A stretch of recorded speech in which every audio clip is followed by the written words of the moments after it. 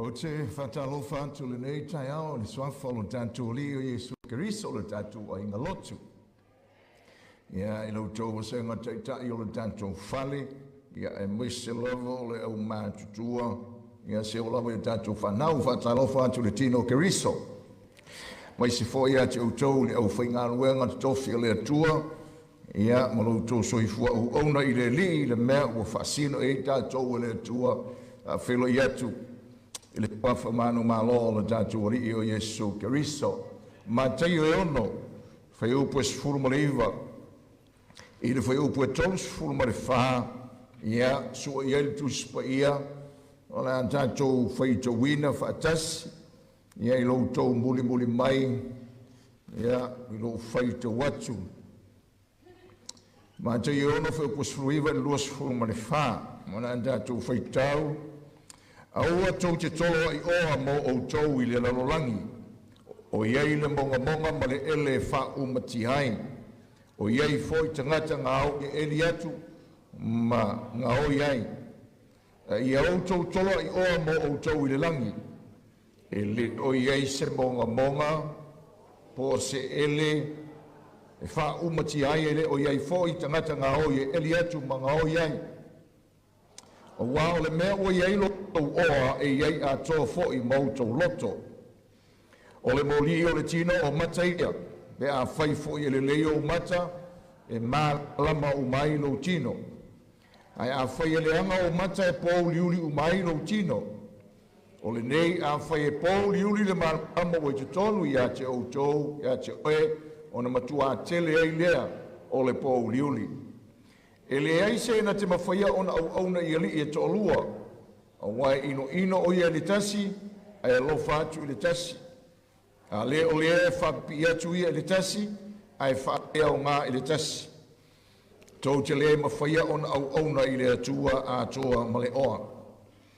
O le mele au te whai atua i ate au tau awane i au tau popole i au tau wala, i mea tau te a iei ma mea tau te inuai. Po o tau tino i mea tau te ofu ai. E le siri e le ola i le mea ai ma le tino i le ofu. I au tau wawai i manu whele leila tau te le lulu saito pe se le sele. Pe wha putu i whale saito. Ai whanga ina i lan tau e lo o tau ta maa oilangi. E le siri e lo o tau le lei i lo la tau. Oai e so o tau na te mawhaia i lona popole o na wha sili ina lona umi se anga i tati. Se a fo i le mea tau te popolea i ofu, i au tau mapau fau i lau talo talo le vao, pe wha pe fea o na tupu. La tau te le ngā lulue, la tau te le mil foi. A au te whai atu i ate au tau o Solomona malona mantang o fia tele, na le ofu o i pe o le tasi o nā mea. A whai wha pea o le wha ofu ina i le atua o le vao le whanua, o la mai le so, ai lafo ina tai au i lo ngā ele sili ea o na wha ofu ina o tō wei Faatuatua i titi. O le awane i au tō pupole ma wha peane ni a mea tātou te ai ai, ni a fo i mea tātou te inu ai, ni a fo i mea tātou te ofu ai. A wā o mea umaia ua sa ilia e nu ese. A wā ua sila fia e lo o tō tamā o i le langi e o ngā ia mea uma i ate o tō. E ia o tau mua i sa ili lona ma lo ma nā miutonu o na whao popo i nā tuaile o ia mea uma i a te oe o le nei. Aua tau te popole i le aso a tae ao, o wae popole i le aso a tae ao, iana lava mea e te tau i le aso lona lava neanga. O la whalitatu te talo, lo mantu tama le suafo Yesu Keriso lo walo fa pele pele. Wa tau whana uhuina i mantou ia teia. O mantou te talo atu i le nei tae o lo fina ngalo lea, o lo mantou langona ina o lo fina ngalo ma lo feta lai mai lea li. Ina ia mantou tutupu pea i lo fatu noa, ma lo mantou i loa le leo oe. A manuia mai le nei tae au le whalonga o tangata. Ele ngata i runga ingai Samoa le tino Keriso. Whau mai le valeo le mea whainga ruenga i lea ta mai o e lea tua mauvi inga i le suafo Yesu. Amen. O le whaauina le nei o le tātou launga o le whaasolo, o le whaulu talaina pēr o le Folau mo le Faatuatua. I ona vaenga e se talulona a mai ngai tusa ma le whaasino mai o le nganga pa i o le atua i le nei fo ia ngalotu, ia ma awala atua i le fisosoani ma le whaamalos i ante outou a le tino o Riso. O lo iei la le launga whaasolo lea i le launga Iesu mo le maunga, o le saulinga lea o le Faatuatua i lona ao e pei ona tā ua pei lea teimi ma lea teimi. O le savalinga o le whaauina o le malo lea tua, o le savalinga o iei whaitaua i oe maa. O le talawao lea o le wholaunga. O le talawao o le malo lea tua. O le tala lena e te maua i aitutonu le tala whapito i a te oe. The story of the continuations of the kingdom of God in which you will find and you will see your own personal story if you read the Bible. E tu Simon Teita inga aleanga pa i o le tua. So o tatu i tonu i le vaenga o le launga Iesu, sa vaenga e whaavatu ia mo fia i le wholonga le tangata Faatuatua.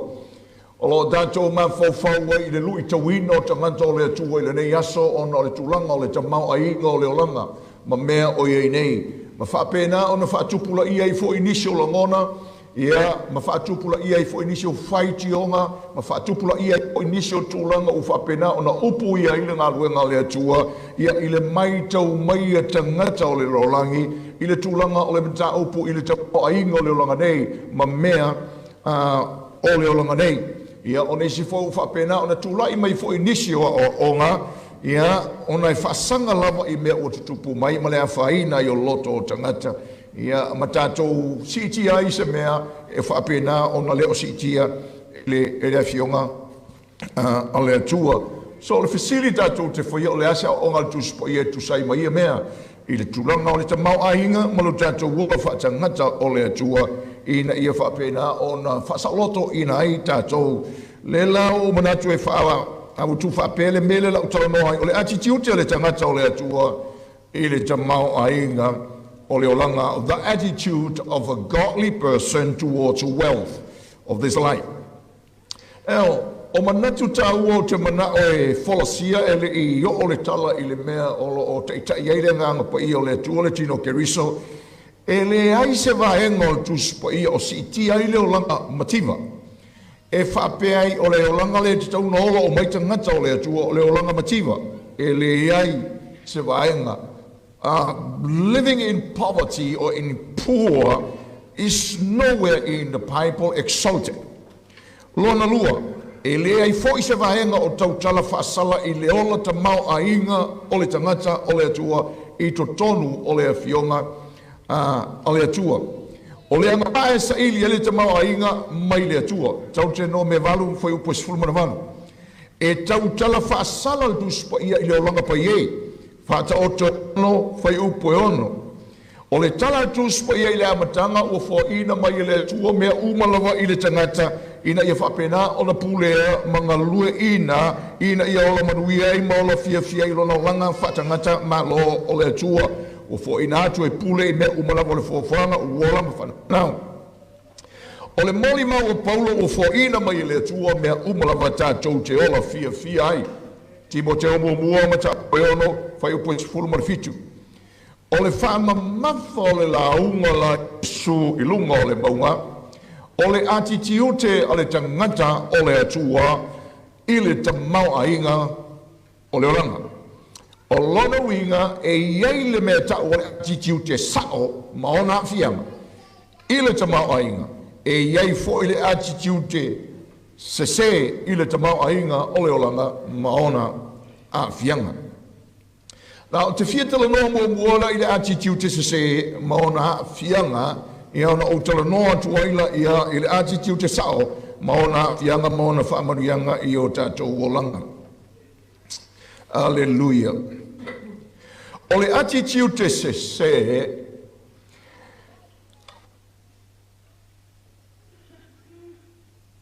o le tamau ainga mole olanga nei. Le attitude se lea.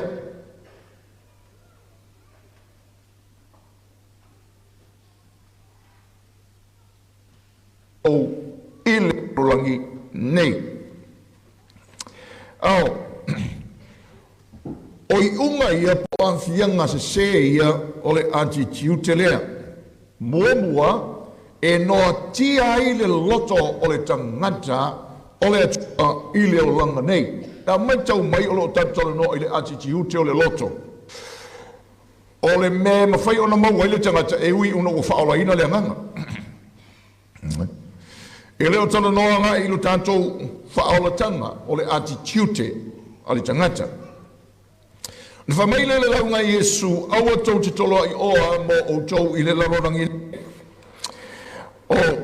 O i unga ia, po o awhianga ia, pea o ina attitude ai le tangata o le tua inga attitude lea. Mua, e noa tia ai le loto o le tangata i le olanga nei.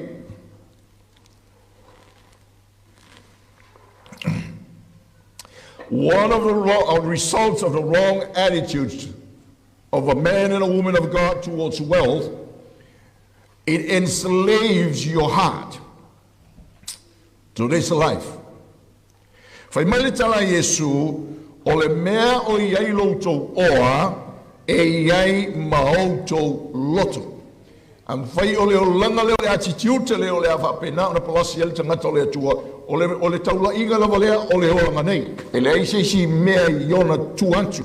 O na noa tia i leo le loto o le tangata, i le olanga nei, malona.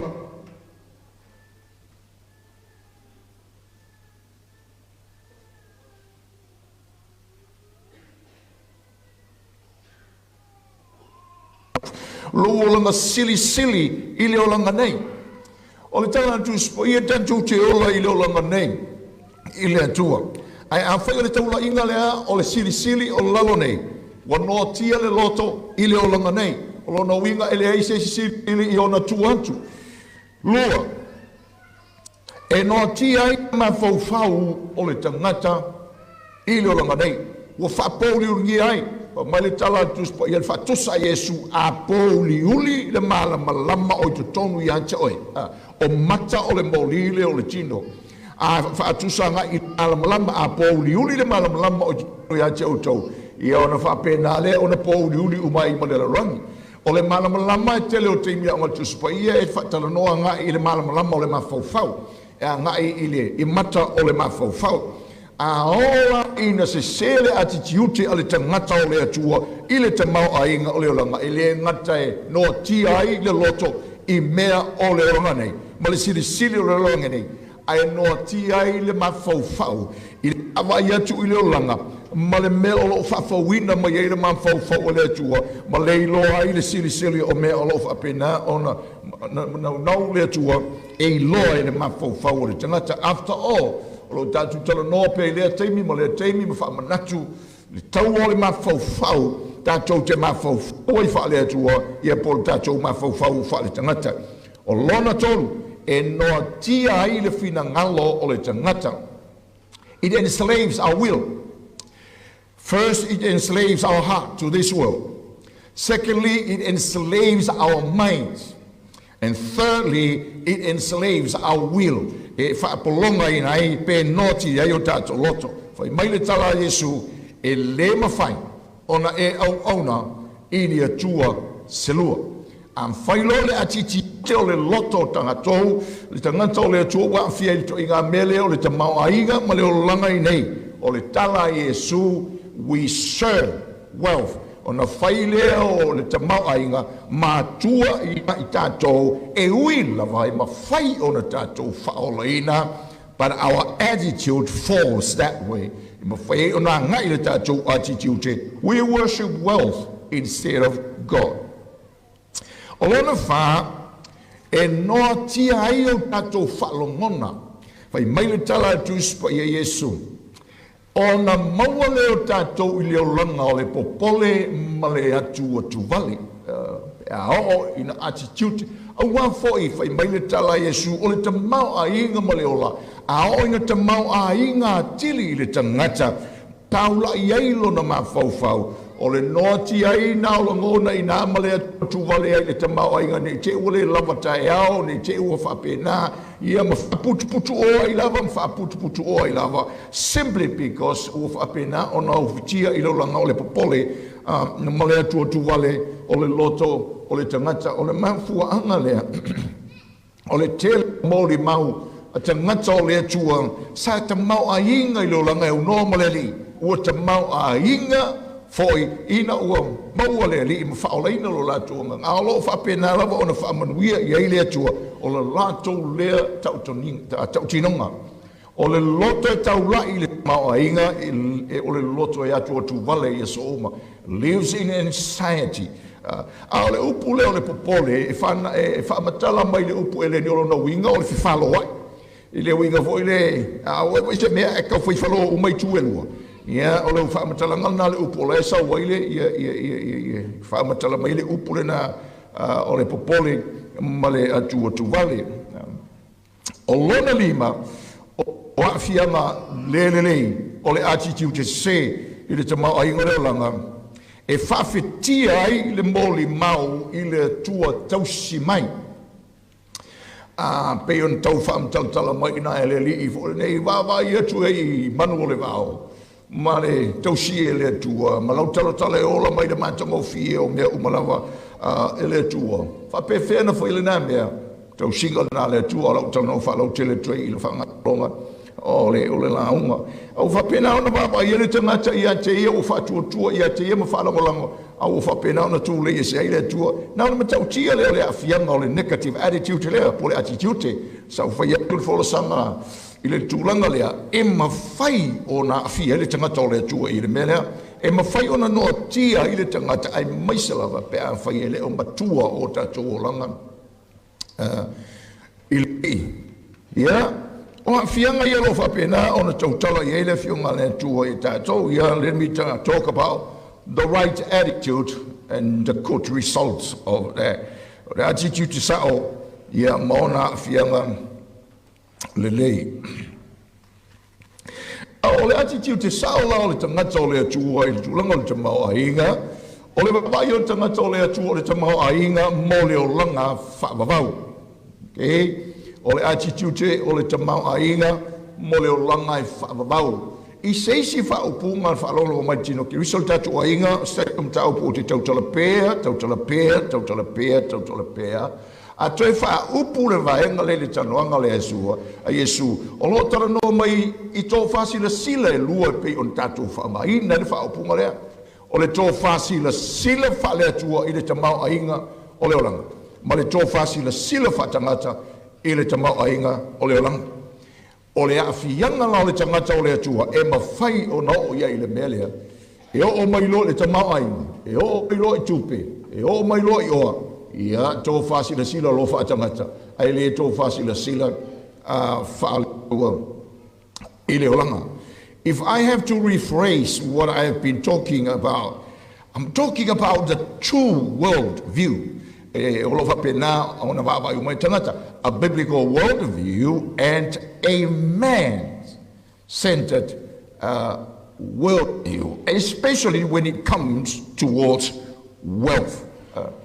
So, ole vaenga la taua in tatou wa'ai, ole tatou wa'ai lea i le tamau ainga. E o mai lo tamau ainga, ole attitude na tatou, tau te wa'ai whatangata ua i le tamau ainga o whapena on tuina mai i tatou. Ma tatou wa'ai lea, ole tatou attitude, ole tatou wa'ai i le tamau ainga, ia ma tatou wa'ai atua i le olanga a tali. Ole,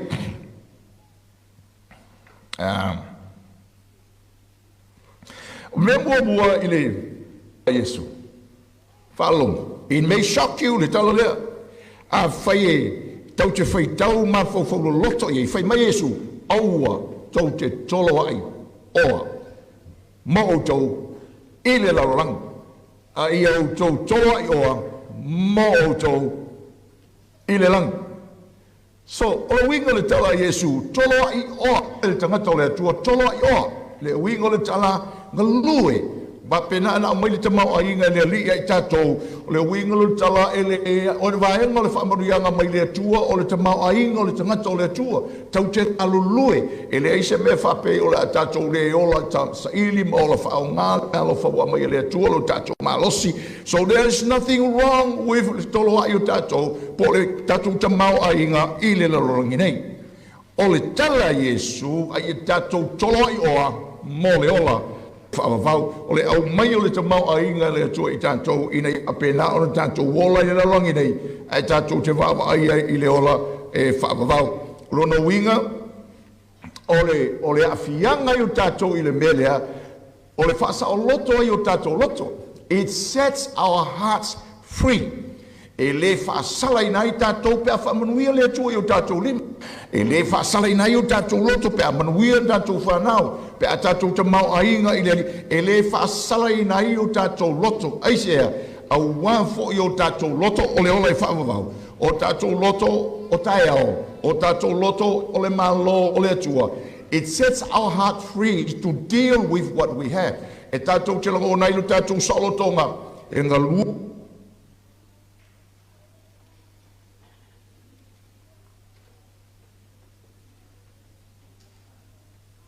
No te mau ainga. Tātou te wa ai leo le muta anga lea, au te mau ainga, na au mai lea tua e tātou te olai, mga lue ina lona malo, mo aiao. Ina ia tātou manuia I lolanga nei, whapena fo on tātou manuia I le ola antali. Tau te le wawa ai o lea tua le me leo a mai, po le taula inga lea, au le taula inga, tau te wawa ai atua I. Tai au, ma le ina ngalo o lea tua. It sets our hearts free. Nā ngā le tala tu spoi le tu se mea, ole loto ole tangata me tau whao ole. The heart of man is deceitful. E whaingo fie ona no tia o tātou loto. E whaingo fie poi ona no tia ai o tātou me tātou te whaia. Ole tā uana nā, ole saol tātou ai te mau ainga mai le tua. Ina ia whasa o loto ai o tātou loto. It sets our minds free. E whasa o loto I nai o tātou mawhauwhau. I le ngalue mai o le nganga po I o le tua ma whawhauina pe o tātou mawhauwhau I le li. Ma lolo I nai o tātou mawhau ma sa o loto ai I le tātou ai atu I lo langa, ma mea o mai lo langa, ma lu I tawina I tātou, e sa o loto ai o tātou mawhauwhau, whaile tātou whaasoa. E sa o loto ai o tātou mawhauwhau I le tātou vai atu, I le mana onga o le atua, ma sa o loto ai oe te whaia se mea. E te sa o loto ai lo mawhauwhau e whailau whai unga e whai se mea mo le atua. E whai eise whua I atu mo le mea. E sa o loto ai lo mawhauwhau e te ngalue au nei whao ngāle te mau ainga mo a mai o le atua. Why? Because your perspective is not this life. Your perspective, mea uma o tātou maua, your wealth, the money that comes your way, the blessing that comes your way, all comes from God. O mea uma ma mea lofa, it sets us free. It sets us free to serve. If I saw loto in ayu tātou mawhawhau tātou te au auna, ma tātou whai au mai se mea, e leo tangata umole tua me whaina lātou whai. It sets us free to give. It sets us free. Whasa o loto in ayu tātou, tau te whai lewi, te tala e te malamalama le reia, le mele te whai atuai oi umatua loo langa te li. A hoina no tio tātou loto mo tātou mawhawhau. E leo tātou e whaia whai unga I mea o tātou maua. A o mea o tātou maua. E whaia whai unga mo tātou. We don't make decisions. The things that we have determine our decision. When our minds are not free. But when our minds are free, e sa loto tātou mawhauwhau. I lea tu e tosai ma lea ta mau ainga. Whai mele tala pole le kalesia I makatonia. Nau tau whoha ia I lea tua maile matima. You give out of poverty. What do you have? We're going to tell them their hearts were free. Sa loto lato loto. Sa loto fo io lato mafofau. Because their attitude towards wealth was godly and was a right attitude. O mea wa mai elentua. Now tatu fale sa moe.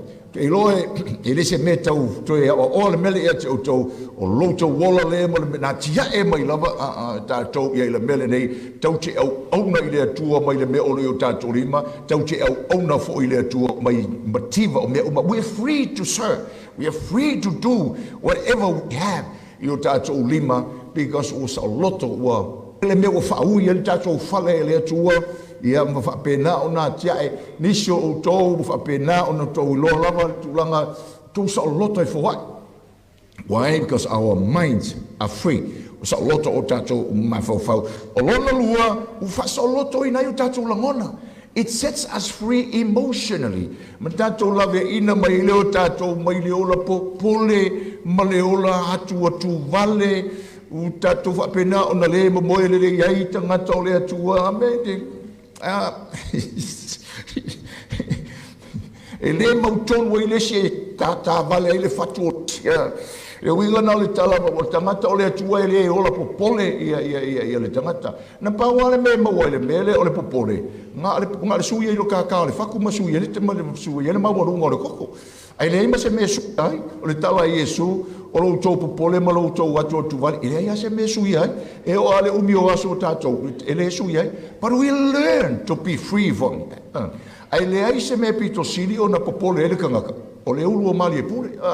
E le ai se me sili o na popole ai ia tangata i na mea. Ia o lefo i la mātou te inei. Ma wa ia i tangata. Langa o tātou tangata i Samoa i nei. Tātou i Samoa. E le malama tātou i leo langa o tangata i nei. Le usu le tae ao, mai le Lemalu, toi o mai i le po, i o whapena foi o istangata, e o aile i whiala isi ainga, koe o mai fuko koe mo boe istangata. Ia ono leo langa o le tamau ainga, because these are necessities of life. Oh, this they must work. Ia i le tūlanga rana. But many of to telefo o la tō i nei, whapena o na ola, o le ola whaalomika ko iei Samoa, o le ola tangata i nei, whainga luenga tangata, maua lātou tupe mga luenga uma, to tele lawa o lātou, ua ola mai māramalama le lei lawa i le melea, o le ola le atu o tuvale, ma le ola le popole, o tangata ia mea. Ia whapena fōle o tātou, it sets us free from anxiety. Whai taulu tala Paulo i tuore tala i Filipi. Filipi mta po e wha. O lo whalau te leile melea o le popoke. Ma le antotu vale. Pe whape i ona, le ale whainga e tonga whiti ai le melea o le popole. Ma le antotu vale. Mta po e wha. I e whamaino leo Paulo. Kakalo. Pray right. And think right. And do right. That will save you from anxiety. Le winga, i o tau tui nā tu me umalavu o tau pole mo tau watu atua i le talo ma le whātonga ma le tā i le atua. Ma whapena ona leo leo tātou mawhau i le file mua le atua. Ma whapena ona tātou mawhau i melele. Ma tātou whia me umalavu pai ma le atua i a tātou. So to be free, to set ourselves free from anxiety. I le tala Paulo Filipi e wha, pray right, think right, and do right. That will set us free from anxiety. If we have the right attitude. Olona i unga lona wha o le tāua o le tātou attitude i tātou te ola Faatuatua i le tausinga whaproviteni a le tua. Whapewhea on tausia le tua manufilele. Whamale tala Yesu tō vai manufilele. E re ora popole a manufilele. O le tae ao, ia whei, ma whakaangisi, ma whaila tovi inga wha mea ola fua e le atua. Ia ma lele mai leo le manu mai le sila au, aluanga i le sila au, wha pena, e tupu e fo ilau talo le vao, wha pena lava o na mātanga o fie, ma toi ma vai atu. Lele winga o le tala, wha pe whea kausia le atua mea, e tausi wha nā tura i le atua.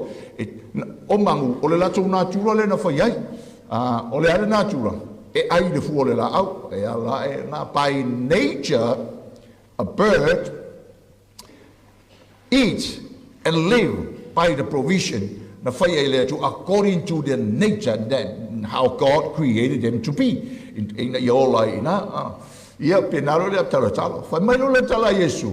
Tatou te mua isa ili le malo le tua malana mi o tonu. Ia ona fa penale ona fo ina mai ei tatou ina. Fa mai lo le Yesu. Ia tu ile mele. O tātou o lai maru tātou loa, e sili atu le tāua o tātou i le atua, e sili atu i tātou nei lo manu where le i malau talo. So e whapewhea ona tātou wola ma le whātua i le mele, tātou te ola ina i tātou te lua. Whapea ona ola le manu i le nātura na whai ele atua. Whapea nana ola o i le nātura, whaatangata o le atua, na whaola ina i o tātua mama a ele atua. Na whaola ina tātou e tangata a ele atua, e whai matangata o le atua. Ina i tātou wola i le nātura na whai ai i tātou. So that we live according to our nature by redemption. Ina whapea la ona ola le manu. Whapea ngā whaun tātou ola. I le mea lai whai mai ele tala tuspia. Tau te ola i o nā lea. I on tātou wola lea. I le 5 tausi mai o le atua i tātou. Providentially, God look after us. Ele ese taimi o siri ona lu i tau wina i tātou. E pe o taimi o tātou e. Whapewhea tai au. Whapewhea pe a collapse, whapewhea pe a matua. Mawai uma ia mema, uma atu mei. Whapewhea le mele tātou te anga ia tui nei e tusai male leo whaperofeta o le fionga a le atua mantai au. Pe atu lai mai le whainga malo e tasi. Ma pūlea uma e le li o le lorangi, ma ngakama ia le lorangi tea. Ma o i le teimi e le mwhai o na whaatau se se mea pe a whai pe a le ai le whai longa lai whai mai ai o le manu whai ai mwhai na whaatau ia tangata o le atua. Whawhea pe a honge tai au. Whawhea pe a ola sei tia tātou tūla whono. Whapena an tūla i mai i lea teimi. Whapewhea o tau i New Zealand nei, pe a o i Australia nei, ma whafo mai o Samoa, pe a o ina tutupu ia mea. Ia le la unga a tōlea Jesu lungora maunga. The question is, can we trust the providence of the Lord? Pe ma whai ona tātou Faatuatua ma whalangolango i le tau singa a le atua a whai e uwhitai mai e le atua le matango fio lau talotalo sili o tau nei lo mea ia whai e le atua. Ia o le kua inga whisili lea e o mai lo le langona fo i le ai tātou. Do we really trust the providence of God? Tau te Faatuatua mo ia i le au tausi mai o le atua. Na whawhanga i le atua le si on tanga te tala le whenga inga tua i le mangu fo i lele. Na whawhanga i le atua lo na nuu i le maanai mai lunga. Ia ma le vai e tawhe mai le papa. Nā leo le wingo le tala, voi leo te whai atu tau te expecting ai whapenga fo inkoe kausika ko e lea kua kaya o le palasi meo le manai. But the point is, God is faithful. E whamaoni le atua i lana providence.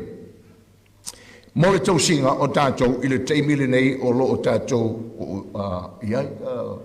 sa faithful. Tātou te lo ai. E le tu ua tātou e le atua. O le fianga muli lei, o le tātou wola i le oli o le atua, ma le loto whaafitai i le atua i aso taitasi o le tātou olanga. Le mele, awa tau te papole i le aso atai au, tātou whaama i le olanga nei, e le o le wingo le tala, tātou te le fuafua ma mātai au, e le ei a le wingo le tala, tātou te whaafitai i ai aso uma le olanga, ma le loto whaafitai i le atua. Nā whanolo mai le tino ke riso ma le whanau le tua le tātou a inga i Samoa. O te le o tā ua tua i tawhatawha o le mele. Le mele tā ua le tuspa ia o le loto malie, contentment in the Lord. A o le winga a le mele na, e sau i lalo i le whai upu lea, le mele a ua tātou te atua tu vale tai au. I tātou loto whawhitai i le atua monei. Tātou te loto whamanu i le atua o me ua i tātou i le so. Praise God, tomorrow is in His hands. Yesterday is history. Today, we accept today. Whawhitai le atua, o le whaamanuianga nei, ma le loto fia, ma le loto whaamaliaina, i le atua. O le winga tonu le aole, e ma whaina whaafso tata, e le tala an Paulo, i lana tautinonga le tuso Filipi, o te mawhaia mea uma i le whaamalosi mai o lo uatua i a te au. Context. O le si o mianga o le tala le nā Paulo, o lai tala noa mai ei Paulo, wa uloa ora i le telo mea o lima, wa o iloa foi, ola, i le mativa, o mea o whapena, so se mea lava e tu iaia o le atua, pe o te whaiwhi au sa makau, po o ke sau igei, po o whea lava le mea iei, po o whea le mea o te alu wha missionari iei, po o whea lava, I'm content.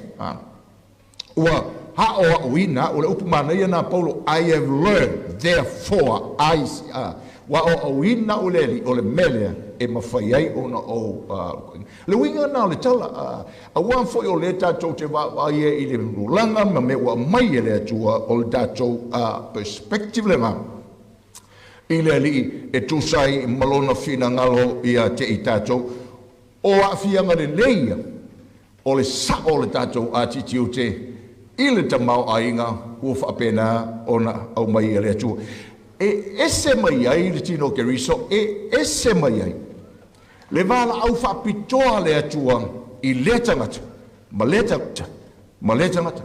E ese mai e le tango mai o le atua i lana vala au whapitoa, ave se tangata, ave tuu wha missionare i se mea, ma ki kiwa i o le mea, anu waku fui ma tangata o le atua le, ola ma kiwa inga, ai ola ma tiva lai na wa ai mea o le tina, ai matua te mau a inga, i leanga, ma le sosia, o me sili atu, nei lo mea o le tātou te wā ai atu ai i le tino. Lera, o te tautala tu fo i au, whatamā i ate o tauru tātou a inga i Samoa.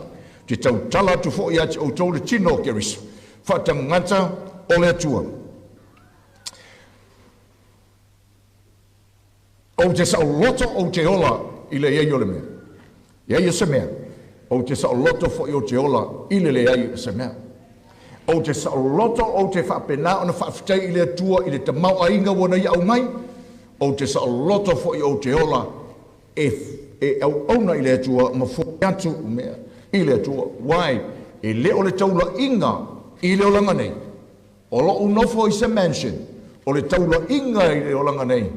Ia ame mea, ia whaonga i le atua, ia mea ua e tuuina mai. Ina ia whapena o na tātou wola i mole vi inga o le tua te ao. Well, Pastor, le winga lalu tala le kaungkako wawa ai, we don't plan for tomorrow. No, that's not what Jesus says.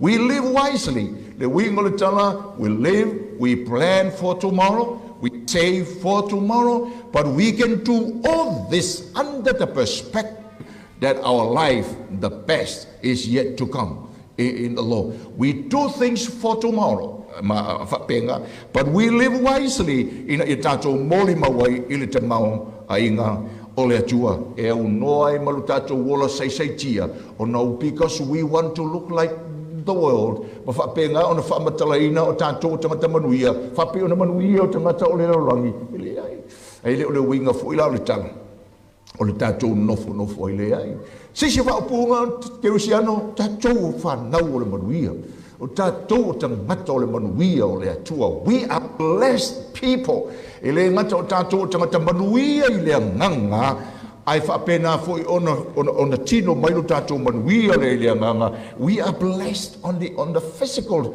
I me o leo tātou te iei. Manuia o tātou ainga, we are blessed in our relationally in our families. Me le mawhai ona whaatawina is a tupe. And every money that comes in our hands, o tupe e mai o tātou lima, tau te loa le leila me whai e le nā. E le au na o tātou loto le tamau ainga, we don't worship and we serve the wealth of this life. Le ei, o me umatau te vai e au nai tātou i le atua. E whapele lapta inga Paulo, I tangata o le atua ua whaolaina, au ta mau ainga. Whapea, Timoteo ua muam ta upo eona wha upo sumare fitu. Whai mai le whatonunga, ale nganga paia. Whai whi au, Timoteo, ia e matua whai atu I e ua mau oa I le olanga nei. Aua ne I wha mau alulunga I lātou. Aua fo I le wha moe I le oloa e wha le atu mau. A o le atua soifua. O loo fua I tele mai I a te I tātou. Mea umalawa e fear ai. So le winga o le tala o le whaalea o maina o le tamau ainga. E whaafitai le atua. Me le o tau tangata o le atua I nei tau tamau ainga vi ia le atua. Go for it. Ma tia e tamau ainga ma mai e le atua. But use wealth to serve the Lord. a o tātou whaongaina, o tātou te mau ainga, tātou te au nai, i le atua. I le context o le lapta inga lea, whai mai paula whai posuwaru, a ia lātou wanga le lea atu, le wingo le nā mea, a tātou te mau ainga, i whapena o na tātou wola, tātou te au atu. Anga le lea atu, i leo le anga le lea, fo i le whaton wina, pe i fo ina whai atu nisi aonga, e leo tangata umai whai ele mea lea, ai tai tātou ele anga pa i o le atua, i le me whai ele whai walea, ma le me tu ina tu ia le nā fuai. Ia lato wanga le lei atu, ia tamau a inga i ngalu wenga le lei. Lo winga la, o tamau a inga, o tau le whanau o le atua, pe la wana whai atu, ua whaamanuia le atua i atu o tau, o le tamau a inga e atia e ele o ma le tamau a inga, mai le atua. So the more, pe o le tala fo ile le o ma whaavai a Yesu, o le ua tele le fua i atu iai. E whapena fo i ona tele le wawa i atu ilana toe tali mai. A le maa nei ala le principle le li. O le lavo ua tele, ma tele le fua i mai. O le tele fo i nā le toe whai atu, o le toe fua i atu a le li i le tangat. E leo ni principles fo i nei whaatupu i le mata pea i seisi whaapunga i a whai tatu utu whaamahale o purana. Nā. Ole olo le tangata fo i nei i le olanga nei. Ia e mauala le meanga le maka pea. Ole olo le tangata o le li e ta mau ainga. E le ola mata pea. E ola ta mau ainga i ngalu wenga le lei. What you can do, what we can do through the wealth that God has blessed us with. What we can do. O le lapta inga lea e au mai wai. Leanga le lapta inga Paulo e a Timoteo. O le nau i le oa. Ole amatanga leo mea leanga umarava. The desire for money and wealth itself, by itself, is the root of all evil. Money is not the root of evil. The desire, the heart, ole loto, le lesa uta ua tuai mea ile amatanga. Wano tia loto, wano tia mafofau, wano tia whalamona, wano tia mea umalava. Ia oma ole manao. Ia kelepea, ia telepea, ia le telepea, ia telepea. But the godly principles, the more you give, the more you work and serve God with what you have, the more that God is going to bless you. Langa i leso ona tuua e le te lo oe, vai, pi le maria, o kala sao, ia waki whapea ma pe ise scripture, the concept and the principles is in the Bible.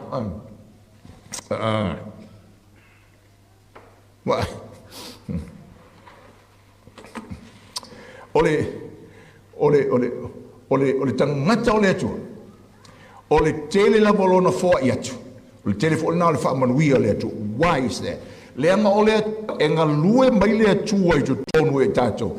Ina I tato loto e fai me I ngaloi. God works in our lives so that we will to do what He wills. So when we are prosperous in life, then God works the same principle. He works in our lives.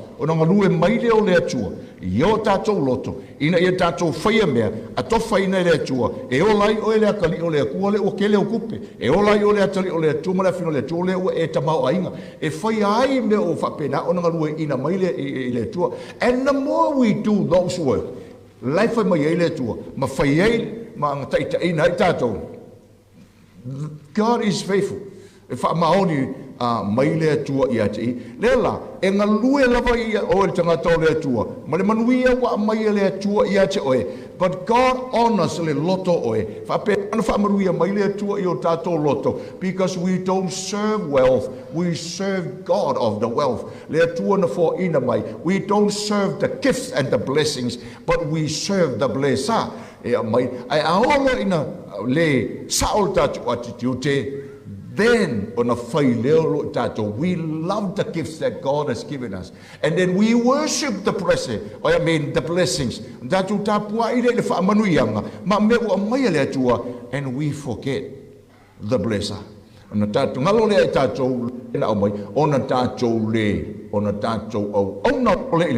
But we serve God.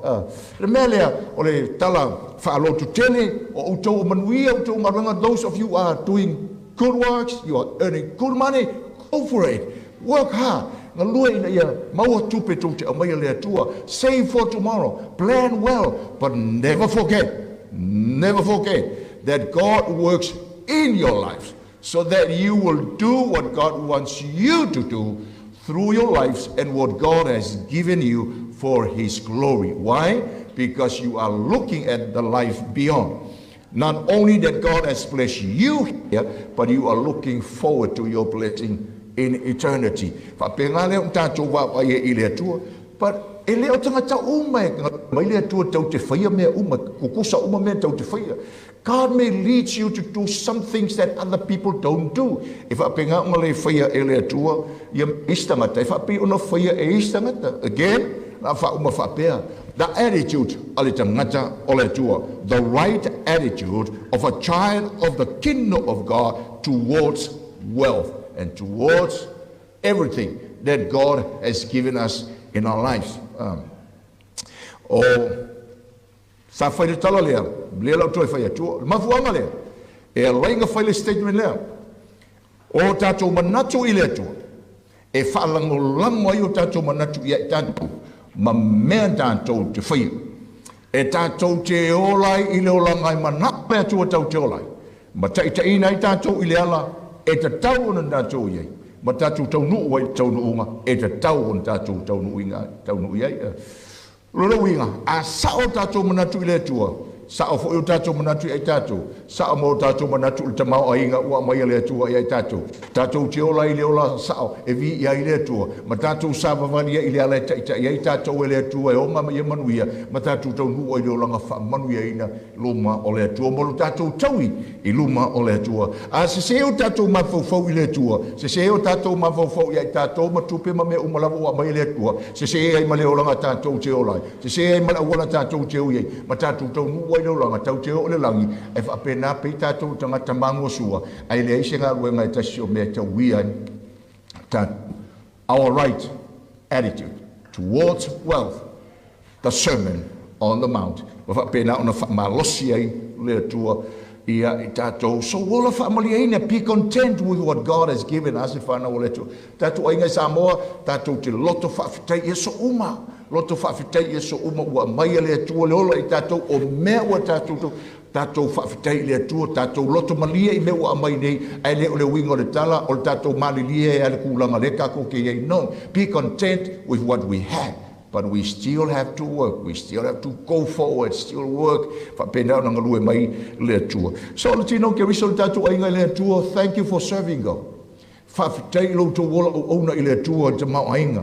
Whawhitai meu tō fua ina, whawhitai lo tō o nanga i le tua i meu au mai o tō lima, and tātou sava wali pēr ma whaau au pēr, because tātou te whenga i lava ma le lui tau lea. O tō le whanau le tua le tino ke riso, thank you for serving the Lord through what you was given to you, the wealth that God has given to you. Thank you for serving God. Never lose your perspective. Never lose your view, how you look at these things from God's perspective, heaven's perspective. And may God continue to bless our tātou ngā luenga, ma mea tātou te whaia. E leo le taula inga o tātou lotu on sa iri ngā tupe.